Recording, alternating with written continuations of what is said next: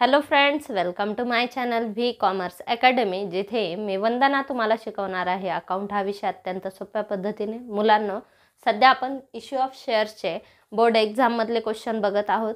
तर आजच्या व्हिडिओमध्ये आपल्याला मार्च 2023चा क्वेश्चन डिस्कस करायचा आहे. क्वेश्चनला सुरुवात करण्याआधी तुम्ही जर चॅनलला सबस्क्राईब केलं नसेल तर चॅनलला सबस्क्राईब करा, जेणेकरून तुमचा कोणताही महत्त्वाचा क्वेश्चन मिस होणार नाही.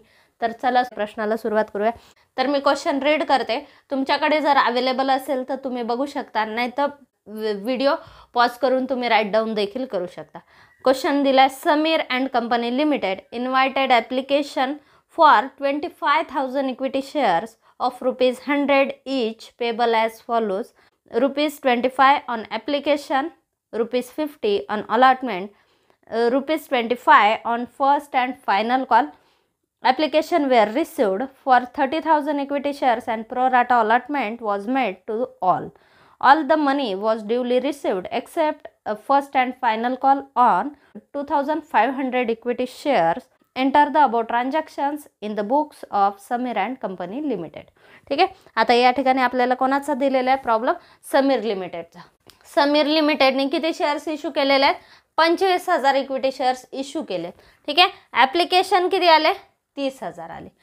ॲप्लिकेशन मनी किती आहे? ₹25, allotment ₹50, first and final call ₹25. Application आले 30,000, शेअर इश्यू करायचे आहेत 25,000. म्हणजे कंपनी काय करणार आहे? प्रो राटा अलॉटमेंट देणार आहे.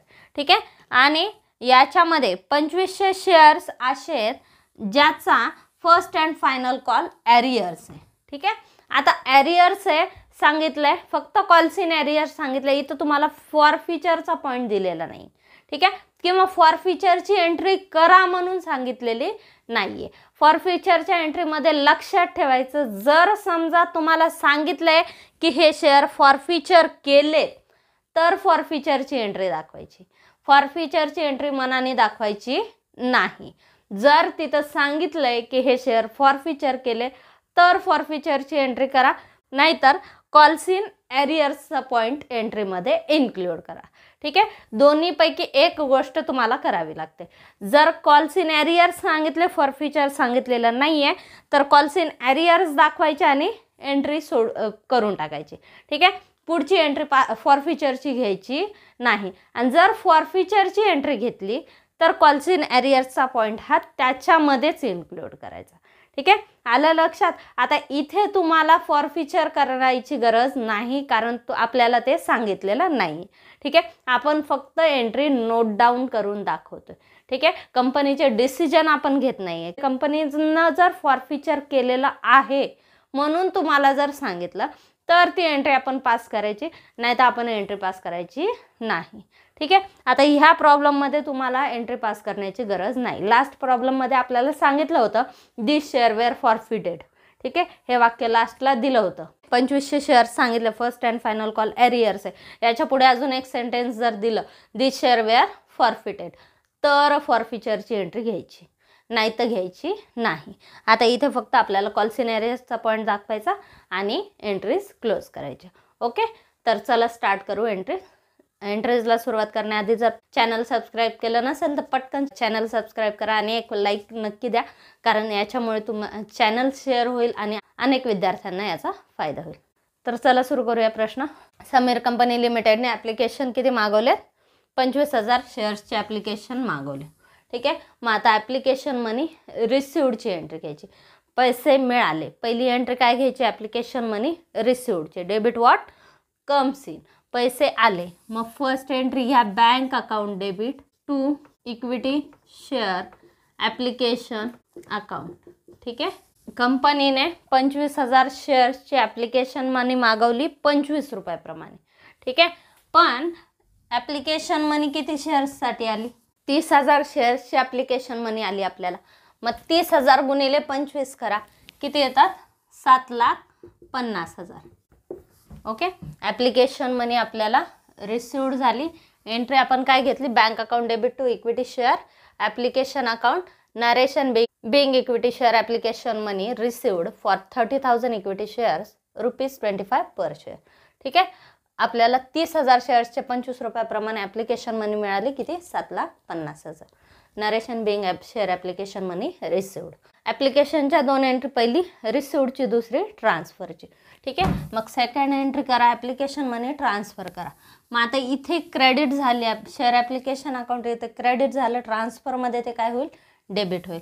मग ह्या equity share application account debit to equity share capital account to equity share allotment account. आता 30,000 शेअर्सचे कंपनीला 25 रुपयाप्रमाणे किती रुपये मिळाले होते, 7,50,000 शेअर ॲप्लिकेशन मनी आली. ठीक आहे. पण 7,50,000पैकी कंपनीच्या हक्काचे किती आहेत, 25,000 शेअर्सचेच ॲप्लिकेशन मनी कंपनी कॅपिटलला ट्रान्सफर करू शकते. कारण कंपनी इश्यू किती करणार आहे, 25,000 शेअर्स इश्यू करणार. त्यामुळे इथे घ्यायचे 25,000 गुणिले 25. ठीक आहे. 6,25,000. 6,25,000 आपण ट्रान्सफर केले शेअर कॅपिटलला.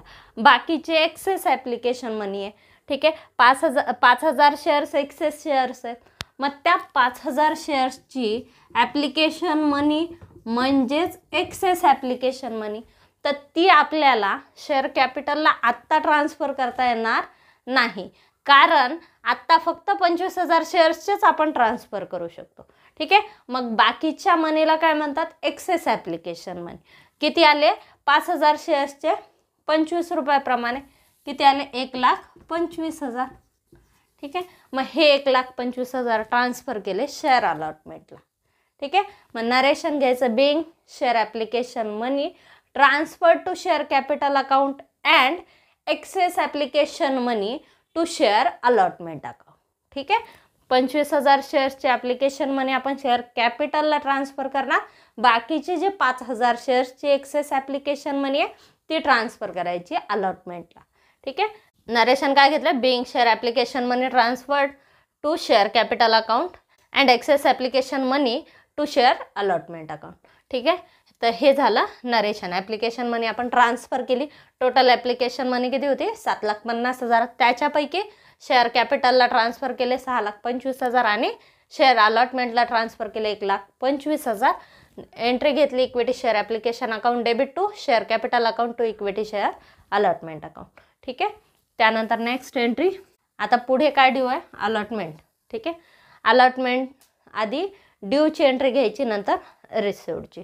ठीक आहे. अलॉटमेंट ड्यू आहे, आपल्याला मिळणार आहे अलॉटमेंट. ठीक आहे. मिळालं नाही, मिळायचं आहे, ड्यू आहे. ठीक आहे. पहिली एंट्री घ्या, जे ड्यू आहे त्याला डेबिट करा. मग घ्या share allotment account debit to equity share capital account. ठीक आहे. Equity share allotment account debit to equity share capital account. आता अलॉटमेंट मनी किती ड्यू आहे बघा, शेअर्स किती आहेत, टोटल शेअर्स आहेत 25,000. शेअर्सची अलॉटमेंट मनी किती आहे, 50 रुपये. ठीक आहे. आता इथे बघा ॲप्लिकेशनला 25 मागवले, अलॉटमेंटला 50, फायनल कॉलला 25. ठीक आहे. 100 रुपयाचा शेअर 100 रुपयाला इश्यू केला, म्हणजेच इश्यू ॲट पारचा प्रॉब्लेम आहे आपल्याला. ठीक आहे. शेअर इश्यू करण्याच्या 3 मेथड आहेत, इश्यू ॲट पार, इश्यू ॲट प्रीमियम आणि इश्यू ॲट डिस्काउंट. ठीक आहे. इश्यू ॲट पार, 100 रुपयाचा शेअर 100 रुपयाला विकला, याला इश्यू ॲट पार म्हणतात. 100 रुपयाचा शेअर 120 रुपयाला विकला, इश्यू ॲट प्रीमियम. 100 रुपयाचा शेअर 90 रुपयाला विकला, याला म्हणतात इश्यू ॲट डिस्काउंट. आता या प्रॉब्लेममध्ये आपल्याला इश्यू ॲट पार दिला, म्हणजे इथे प्रीमियमचा पॉईंट इन्क्लूड नाही आहे. ठीक आहे. अलॉटमेंट ड्यूची एंट्री काय घेतली, equity share allotment account debit to equity share capital account. ठीक आहे. 25,000 शेअर्सचे 50 रुपयाप्रमाणे आपलं शेअर अलॉटमेंट ड्यू आहे. किती ड्यू आहे, 15 लाख. 25,000 गुणिले 50 करा, किती येतं, 12,50,000. नरेशन काय घेतलं, being equity share allotment money due. Entry काय घेतली, equity share allotment account debit 25,000 शेअर्सचे 50 रुपयाप्रमाणे ड्यू आहेत. अमाऊंट घेतली 12,50,000 to equity share capital account. ड्यूच्या एंट्रीमध्येच आपण शेअर कॅपिटलला अमाऊंट ट्रान्सफर करत असतो. ठीक आहे. मग to equity share capital account घेतलं 12,50,000. नरेशन घेतलं being share allotment money due. ठीक आहे. ड्यूची झाली. नेक्स्ट रिसिव्डची. अलॉटमेंट मनी मिळाली, पैसे आले, डेबिट वॉट कम्स इन. मग एंट्री काय होणार, bank account debit to equity share allotment account. ठीक आहे. जेवढी अलॉटमेंट ड्यू होती तेवढी रिसिव्ड झाली, 12,50,000. नरेशन बेईंग अलॉटमेंट मनी रिसिव्ड, ही झाली अलॉटमेंट मनी ड्यूची घेतली आणि रिसिव्डची घेतली. त्याच्यानंतर नेक्स्ट पुढची काय, फर्स्ट अँड फायनल कॉल. 25 रुपये first and final call due आहे. ठीक आहे, 25 रुपयाप्रमाणे 25,000 शेअर्सची first and final call money due दाखवा. आणि त्याच्यानंतर रिसिव्डची घ्या. रिसिव्डमध्ये काही ॲरियर्स दिले, तो पॉईंट रिसिव्डच्या एंट्रीमध्ये घ्या. ठीक आहे, मग आधी आपण ड्यूची एंट्री करू. First and final call due आहे, मग एंट्री घ्या. Equity share first and final call account debit. किती ड्यू आहे first and final call, shares किती इश्यू केले, 25,000 शेअर्सचे 25 रुपयाप्रमाणे. ठीक आहे, 6,25,000 share first and final call due घ्या. 2 इक्विटी शेअर कॅपिटल अकाउंट. ठीक आहे, narration being equity shares first and final call money due. Entry काय घेतली आपण, इक्विटी शेअरचा first and final call due आहे. ठीक आहे, इक्विटी शेअरचा first and final call due आहे, मग एंट्री घेतली equity share first and final call account debit. 2 equity share capital account. ड्यूच्या एंट्रीमध्येच आपण काय केली, फर्स्ट अँड फायनल कॉलची अमाऊंट ट्रान्सफर केली कॅपिटलला. ठीक आहे, मग आणि नरेशन काय घेतलं, being equity share first and final call money due. ठीक आहे, ही झाली ड्यूची एंट्री. पुढची घ्या रिसिव्डची. आता या ठिकाणी रिसिव्ड झालं. काय रिसिव्ड झाला, इक्विटी शेअरचा फर्स्ट अँड फायनल कॉल. ठीक आहे, रिसिव्ड झाला म्हणजे पैसे मिळाले, डेबिट वॉट कम्स इन. मग रिसिव्डच्या एंट्रीमध्ये काय होणार, बँक अकाउंट काय होणार, डेबिट होणार. Bank account debit. टू काय करायचा, इक्विटी शेअर्सचा आपल्याला फर्स्ट अँड फायनल कॉल मिळालेला आहे. ठीक आहे, त्याच्यामुळे इथे काय झालेलं आहे, इथे डेबिट झालं, इथे आता पुढच्या एंट्रीमध्ये ते काय होणार, क्रेडिट होणार. बँक अकाउंट डेबिट, पैसे मिळाले कशाचे, फायनल कॉलचे. 2 equity share first and final call account. ठीक आहे, आता या ठिकाणी बघा इक्विटी शेअर्सचा किती कॉल ड्यू होता, 6,25,000 ड्यू होते. Final call due 6,25,000. 2500 शेअर्सचे आपल्याला ॲरियर्स सांगितले. ठीक आहे, आणि ते ॲरियर्स किती आहेत, 2500 गुणिले कॉल मनी किती आहे, 25 आहे. ठीक आहे, 2500 गुणिले 25 करा, किती येत आहे, 62,500. ठीक आहे, 62,500 काय आहे, ॲरियर्स आहेत. ठीक आहे, ॲरियर्स किती आहेत, 62,500. मग ते ॲरियर्स मायनस करा आणि अमाऊंट रिसिव्ड दाखवा. अमाऊंट रिसिव्ड किती आहे, 5,62,500.